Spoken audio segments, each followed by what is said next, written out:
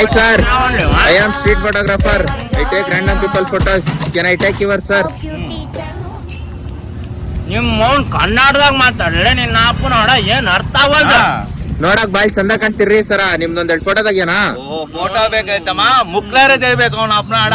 ಆಯ್ತು ಬ್ಯಾನರ್ ಹೊಡ್ಸ್ಬೇಕು ನಮ್ಮ ಊರಾಗ ನೋಡ. ನಮ್ಮ ಊರಾಗ ಬ್ಯಾನರ್ ಹೊಡ್ಸ್ಬೇಕು ನೋಡ. ನಿಂತ್ಕೊಳ್ರಿ ಸರ. ತೆಗಿಲೆ